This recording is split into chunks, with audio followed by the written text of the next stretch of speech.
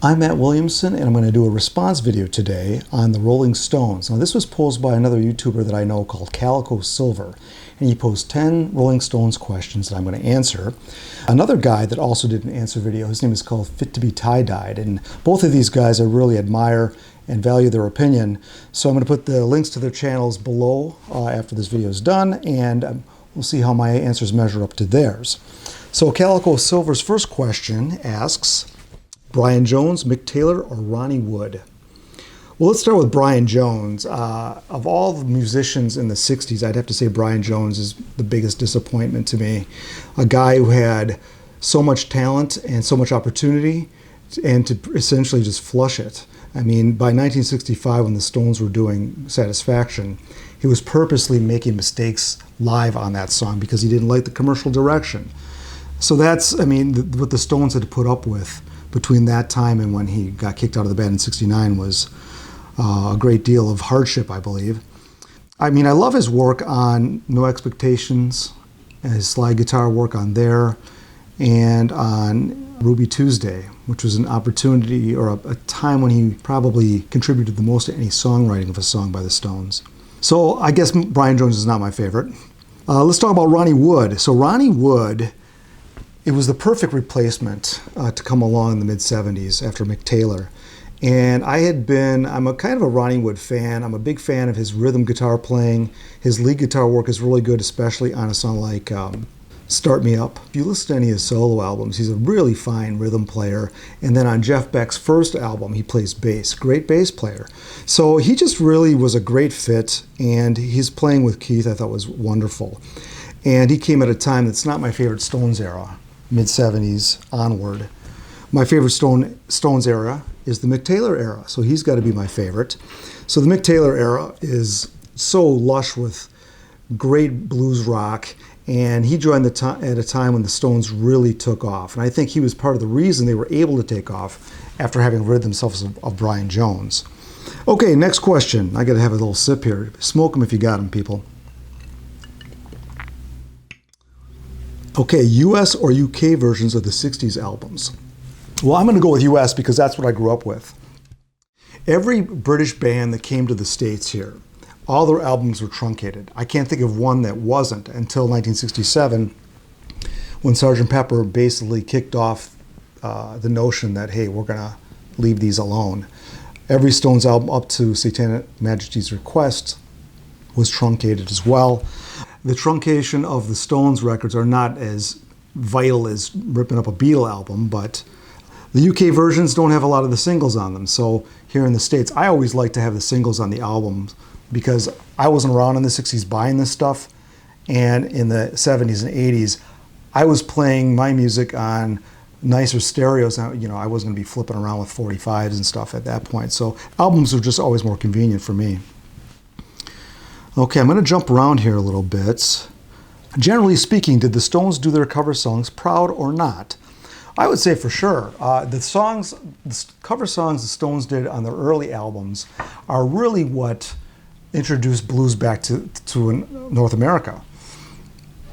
One of the things I love about those early albums most are their original songs, but their covers clearly struck a chord here in America, and that really was the basis for which a lot of blues rock was built on after.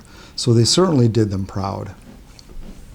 A Stones album you didn't like at first but love today. Well, I'm going to pull one out here. My Stones album I didn't like at first is Between the Buttons. And this record, when I first heard it, I'm like, my God, what the hell are they doing? Is this like a demo record?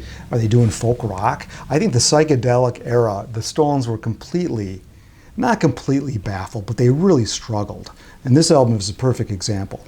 They hit it with Painted Black. That was the #1 song. And then Have You Seen Your Mother Baby Standing in the Shadows? I would consider that a psychedelic song, and a good one. This record is much more acoustic, and it's not a hard rocking album at all. Let me just list some of the songs I do like that I come to love over years of listening to this. Yesterday's Papers, Cool, Calm, and Collected, Who's Been Sleeping Here.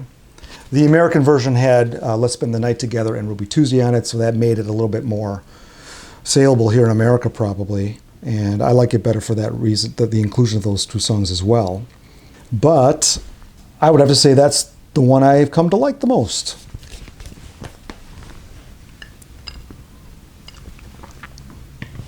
Okay, so the next question, Beggars, Banquet, or Let It Bleed? Well, I'm going to go with Let It Bleed.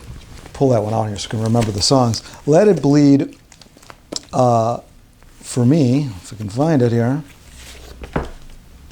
great cover, very Stones-like cover. The songs I've always loved are Monkey Man, Midnight Rambler, and Gimme Shelter. Those three songs trump my favorite songs on, I should have just pulled it out to begin with, on Beggars Banquet here. So my favorite songs on here are No Expectations, Sympathy for the Devil, and Stray Cat Blues. Of course, Street Fight Man's great too. But I really like the guitar work on Let It Bleed better. And this was the last album that Brian Jones gave any significant contribution to. Mick Taylor's on a track on this record, so this is where that transition took place. Clearly the Stones struggled without a solid second guitar player, and that's evident really up until Mick Taylor joined the band. But I'm going to go with this one. Next question, Sticky Fingers or Exile on Main Street? Oh boy. Okay, I'm a Sticky Fingers fan. Let me pull that one. Did I bring my Exile on Main Street out? I don't know if I did. So Sticky Fingers, got the zipper cover here, the Andy Warhol cover. This is one of the great covers of the decade.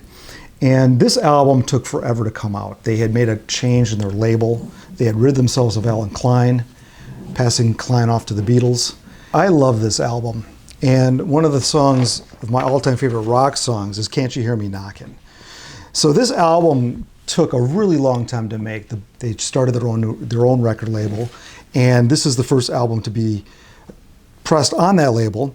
So we got songs like Brown Sugar, Can't You Hear Me Knocking, Sister Morphine, Moonlight Mile, Bitch, all great songs. I think this is I like this better than Exile on Main Street just because it's more concise. It's a single album. I think the highs of this album are stronger than the highs of Exile on Main Street, although I understand why people think that's the better album. It's just chock full of great songs. But I think this is a more polished album, and the songs are more realized, and they're more memorable. My favorite all-time Stones song, I have one song that is my favorite, and it's on this album. It's called Sway. I absolutely love that song. That song really shows Mick Taylor at maybe his finest moment with the Stones. I don't believe Keith Richards even plays on that track. So the guitars are all by Mick Taylor with some assisting from Mick Jagger. And the solo in there at the middle of the song and at the end is like, it's just the best blues rock guitar solo I've ever heard. Maximum testosterone that's like completely under control. So I just never get tired of listening to that song. Okay, next question. Stones or Beatles in the 60s? Well, that's an easy one for me, the Beatles.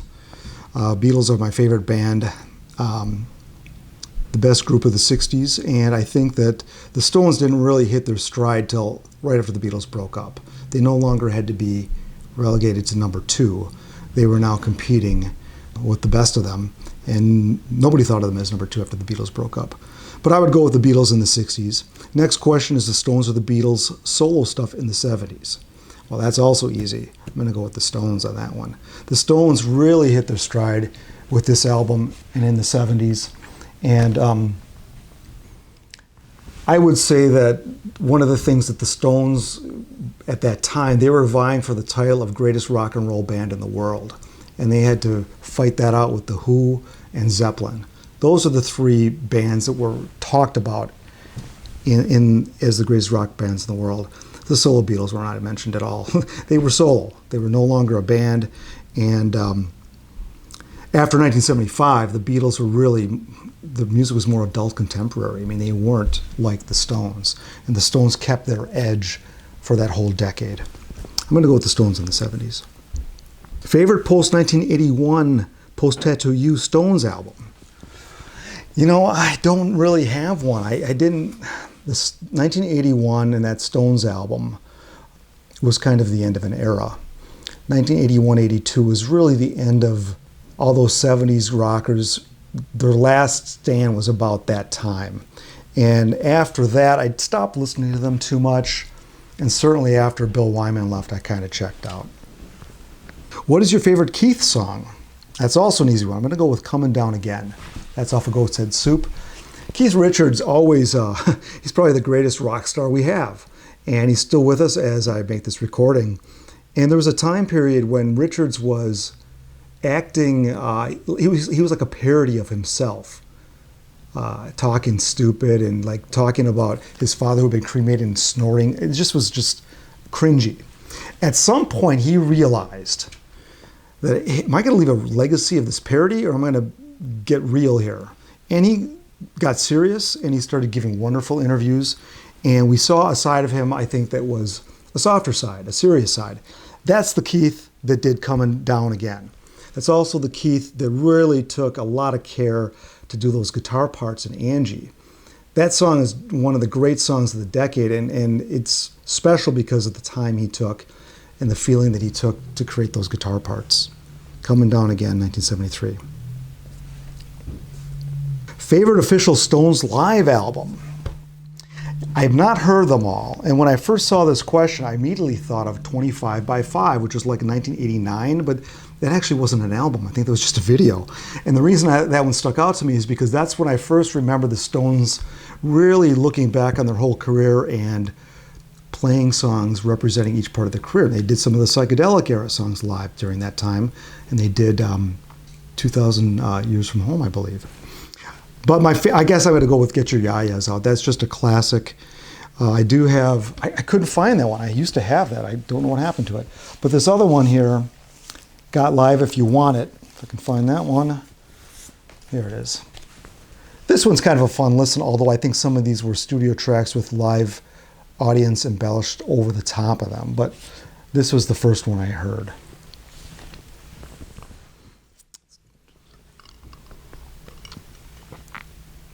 You can only have one Stones album. Which one? Okay, I would probably say Exile on Main Street, just because it's a double album. That album is one of the albums that I didn't take to that one right away. It took me some time, about 15, 20 years ago. I just started listening to it. And to me, that album has to be listened to start to finish. That's not one I can just pick songs here and there to listen to. That's a listening experience where I just listen to the entire thing. Which is, I think, is why that album is considered so highly, is if you do sit down and take it all in at one time, it's really something special. Well, that's it. Those are the 10 questions. I really love the Stones. I'm going to eventually be doing a pretty lengthy series on the Stones and their 60s music and how they figured in pop culture during that time, because it's a very interesting story outside of the music as well. So those will be coming up in the distant future, hopefully not too distant future. But I'm going to put Calico Silver and Fit to be Tie-Dyed's links below. Check out their answers too. Great channels, great analysis, and I highly recommend them. So thanks for watching. Pop Goes the 60s.